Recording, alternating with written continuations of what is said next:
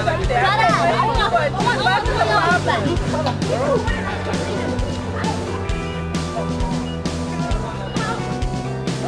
Hi. It's beautiful out here.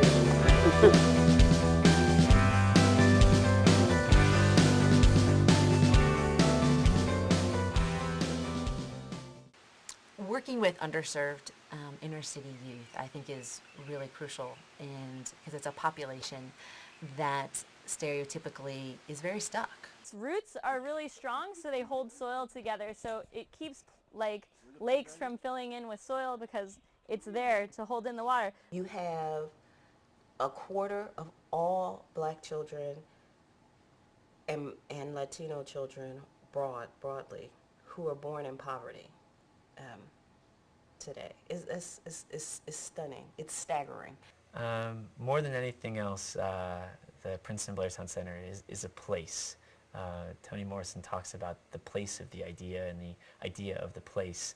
And essentially, as a place, what the center is able to do is really increase young people's ability to have confidence in themselves, have more hope in their future, and leave more strongly connected to themselves and their home environments.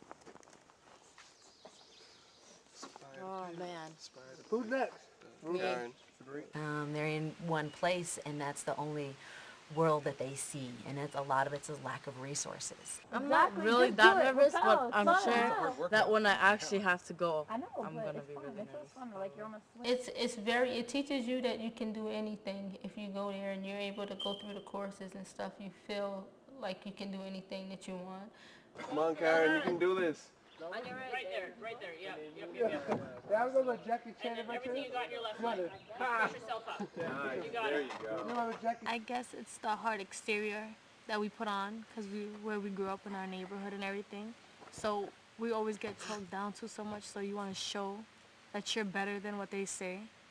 So it's just, you build up that wall and you already think in your head, no, I can do this. But sometimes it's that one person that's like, maybe I can't. I'm stuck here. Hang on. You grab that red stone with your left hand instead of your right hand. What? The stone right in front of your face almost, up a little. The red stone. The red stone, yeah. With your left hand. Your left hand. Left hand. Yep, there you go. Now you should be able to get that left leg up. Yeah, there you go. I feel like you can teach people that, but you gotta let them find it out for themselves, because that's the only way that they're gonna find it. And a good place would be like here in a setting like this, like because of the activities where you have to find the inner strength in yourself. Try to get some grip.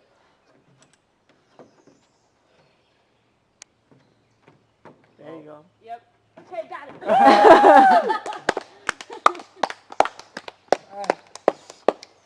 You want to count down? Now that was determination. I feel achieved. Like, I got up to the top like I wanted. So I was gonna give up after I got past the leaves, because I was stuck there for a while. But I decided to just give it a try. Everybody else did it, so I wanted to do it too. I wanted to be able to say that I got to the top. Yeah. The neat thing about the center is that the values and the objectives and the goals are always tailored to each group that comes here, but there are certainly some common things, and I think the very first, most basic one that comes to my mind is just kind of a basic respect. And it might sound interesting, but really a lot of it starts with just self-respect, which really comes from our restoration process, typically whereby we restore the dining hall to its original state, put the cleaning dishes away after we wash them, put the food away, mop and sweep, fix the tables and chairs back up. But no matter what space we use, whether it's a field or a building, we'll restore it at the end. You're gonna like this, Ev. I promise. You ready? Oh, oh my God. You can mark when ready.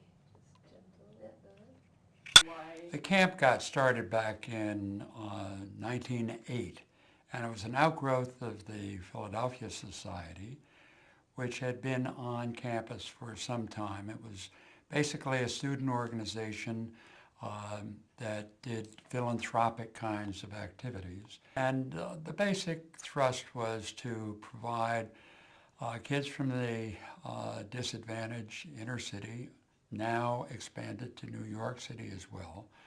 An opportunity to come up for 12 days and have a healthy exposure to the outdoors, learn how to swim, do some competition, and be associated with a group of good, solid Princeton undergraduates. Service, community service, giving back is part of, it's like breathing. It's a part of how they got in. You don't get into Princeton if you have absolutely nothing to show that you have ever in your life cared about someone else consistently. I think the time when I felt like I definitely made a difference would be when we were doing belaying down the side of waterfall. And so there was one girl who was really, really afraid because she was slightly overweight and she didn't like heights. And it took her probably twice as long as the other kids to get up there. And afterwards, she's like, I've never really had to trust anyone like that. And like my life was physically in your hands. And I feel like now maybe I can be more open to people when I go home. And honestly, she was telling the absolute truth. And so just one person saying that made me feel like, wow, I've made a difference here. This was my purpose. You build this bond between them that moves way past the role model and student bond because you're only a few years older to them. They really look up to you, but you're able to provide kind of knowledge about things that have happened to you. I remember I gave a lot of information about how the best test taking strategies for the SAT.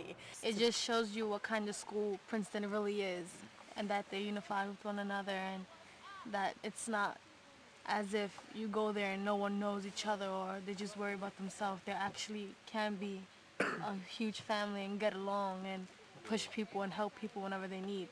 So it's not like you have to be scared around them or anything. I feel like that's really important, especially when you're going away from home, because there's always the fear that you don't know anybody. But I mean, this is like a big family, so it's so welcoming. What Blairstown is about is giving, not fixing it, but giving kids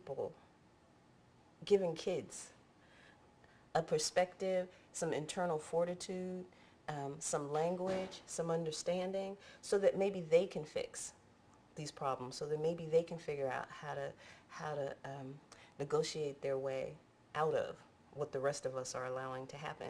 So, and there's so few. There are just so few programs, I think, at this point, that really want to target that population, and who will take you as you are.